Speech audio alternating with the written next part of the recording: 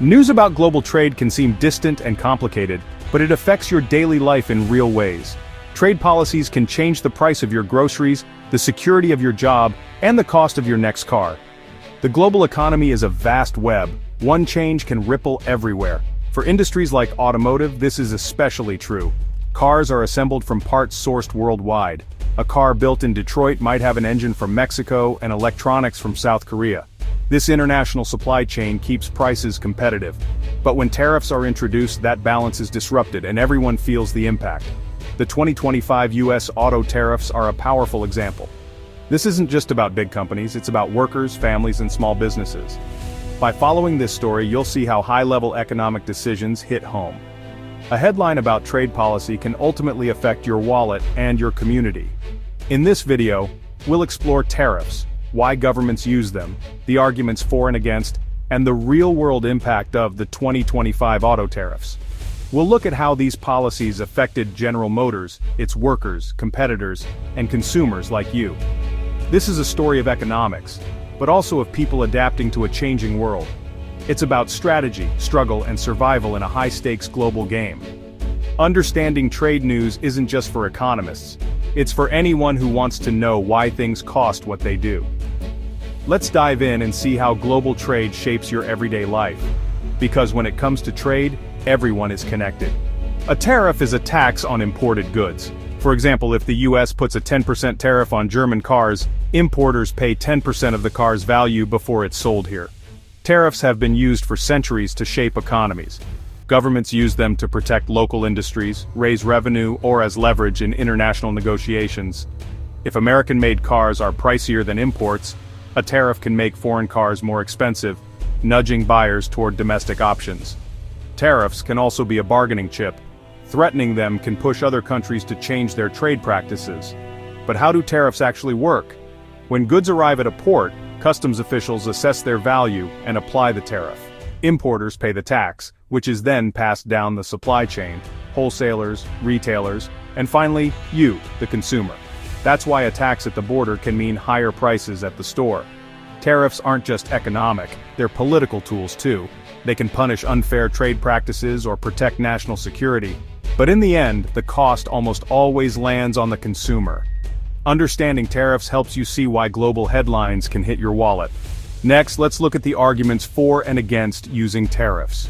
Tariffs spark fierce debate. Supporters say tariffs protect local industries and jobs, especially in sectors struggling to compete with cheaper imports. They argue tariffs give new or vulnerable industries time to grow and innovate. Tariffs can also counter unfair practices, like subsidies or currency manipulation, by foreign governments.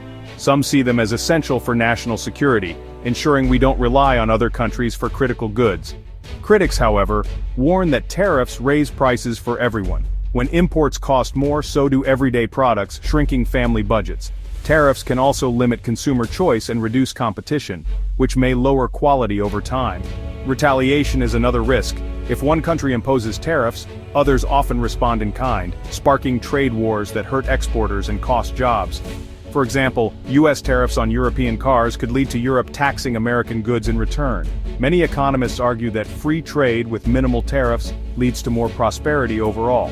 The debate is complex, but the stakes are real for workers, businesses, and families. Now let's see what happened when the US made a bold move in 2025. In early 2025, the US government imposed a sweeping 25% tariff on all imported cars and key auto parts. This was a dramatic jump from the previous 2.5% rate. The goal: revive the American auto industry and bring jobs back home. The tariffs didn't just target foreign brands, they hit any company relying on global supply chains, including Ford and General Motors. Even cars assembled in the US often use parts from around the world, so costs soared across the board. The hope was that higher import costs would push automakers to build more in America, creating jobs and boosting local economies. But the industry warned of higher prices for consumers and the risk of retaliation from other countries. Economists cautioned that the policy could backfire, hurting sales and jobs instead of saving them. The stage was set for a high-stakes experiment. Would tariffs save the industry or make things worse? The answer would soon become clear as the effects rippled through the auto sector. The new policy forced companies to rethink everything, from sourcing to pricing. The impact was immediate and the consequences far-reaching. Next, we'll see how General Motors, an American icon, was hit by the new rules. The story gets personal for workers, families, and communities. For General Motors, the 2025 tariffs were a financial shock. GM's business depends on a global supply chain, importing billions in parts from around the world. Overnight, the cost to build each car in the US jumped dramatically. In the first quarter after the tariffs, GM reported nearly $1 billion in extra costs. Profits plunged, and the company's stock price tumbled. Investors worried about GM's future in this new trade environment. Facing soaring expenses, GM's leaders launched a sweeping review of operations. They had to cut costs, rethink production, and consider tough choices about jobs and investments. The dream of investing in new technology took a back seat to survival. The tariffs meant to help put GM in a precarious position. The company now faced a fight to stay profitable without alienating customers or workers. GM responded to the tariff crisis with aggressive cost-cutting. The company slashed spending, froze hiring, and trimmed budgets across the board. For some models, especially low-margin small cars, GM shifted production to Mexico to stay afloat. This move drew criticism, but was seen as necessary to avoid losses. At the same time, GM invested in U.S. plants making profitable trucks and SUVs, hoping to show commitment to American jobs. The company also lobbied for exemptions on parts unavailable from U.S. suppliers, arguing these tariffs hurt American manufacturers. Applying for thousands of exemptions became a massive administrative task. GM's legal and lobbying teams worked overtime to soften the blow. The company's strategy was a balancing act: cut costs, protect core business, and navigate new trade rules. The tariff maze forced GM to adapt quickly or risk falling behind. The next challenge: how these changes affected workers and communities. For GM workers, the impact was immediate and personal. Production shifts to Mexico led to layoffs at U.S. plants, devastating families and communities. Annual profit-sharing bonuses shrank as company profits fell, hitting workers' wallets hard. Anxiety spread. Rumors of more layoffs and plant closures created a climate of fear. Even workers not directly affected worried about their future and pensions. The pain rippled beyond the factory floor. Local businesses suffered as laid-off workers spent less, small suppliers lost orders, and local governments saw tax revenues shrink. The tariffs, meant to protect jobs, instead threatened the economic foundation of entire towns. Workers felt like pawns in a global economic game. The human cost of trade policy became impossible to ignore. GM wasn't alone. Tariffs shook the entire auto industry. Foreign automakers like Toyota and Volkswagen with U.S. factories also faced soaring costs due to global supply chains. They passed some costs to consumers, making their cars less competitive. Uncertainty made companies rethink investing in new U.S. plants. American automakers like Ford faced the same dilemma: absorb costs or raise prices. The industry scrambled to rework supply chains, pressuring suppliers to cut prices or relocate. Small and medium-sized suppliers were squeezed, some facing layoffs or bankruptcy. The intended goal, simpler, more local supply chains, gave way to chaos and costly reorganization. The entire network, from big brands to tiny parts makers, was thrown into turmoil. The tariffs created winners and losers, but mostly confusion and hardship.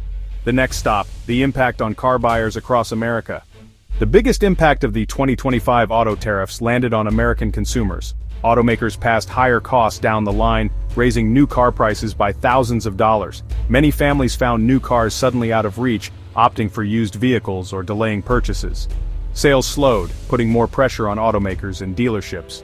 Some affordable small car models disappeared, leaving fewer choices for budget-conscious buyers. The market shifted toward pricier trucks and SUVs, further squeezing family budgets. The tariffs, meant to protect jobs, acted as a tax on anyone needing a car. Families paid more and their purchasing power shrank. The policy's trade-off was clear: some jobs protected, but at a steep cost to consumers. In a global economy, helping one group can hurt another. The story of the 2025 auto tariff shows how complex and far-reaching trade policy can be. Understanding these connections helps you see the real cost behind the headlines.